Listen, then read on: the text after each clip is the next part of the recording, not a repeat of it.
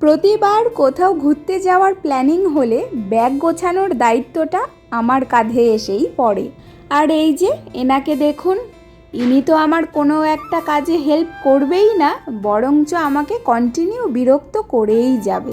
এই যে এখন যে কাজটা আমি করব, এই কাজটা করতে করতেই আমার মোটামুটি ঘন্টাখানিক সময় তো পার হয়েই যায়। মানে আমি ডিসাইডই করতে পারি না যে কি নেব আর কি নেব না। নিজের জামা কাপড় তো আছেই, তার সাথে সাথে আমার হাজব্যান্ডেরও জামা কাপড় কী নেব না নেব সেটাও আমাকেই ঠিক করতে হয়, মায়েরটাও আমাকেই ঠিক করতে হয়, আর এখন তো আরও একজন উড়ে এসে জুড়ে বসেছে, মানে আমাদের মেয়ের কথা বলছি। যাই হোক, ঘন্টাখানিক হাঁ করে আলমারির সামনে বসে থাকার পরে মোটামুটি ঠিক করলাম যে না, এই জামা কাপড়গুলো নেওয়া যেতে পারে।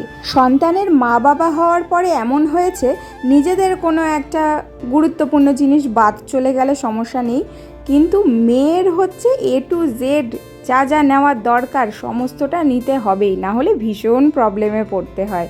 একটা ট্রলির মধ্যেই চেষ্টা করেছি 90% জিনিস গুছিয়ে নেওয়ার, বাকি আরও দুটো ব্যাগ আমাদের যাবে, একটা হাত ব্যাগ আর একটা ছোট পিট ব্যাগ, যেটা এসপ্ল্যানেড থেকে কিনেছিলাম। এই ট্রিপটা নিয়ে আমরা ভীষণ এক্সাইটেড, কারণ রাইসোনার সাথে আমাদের প্রথম সি বিচ ঘুরতে যাওয়া। আজকের মতো এখানেই শেষ, চলো টাটা, দেখা হবে নেক্সট ভ্লগে।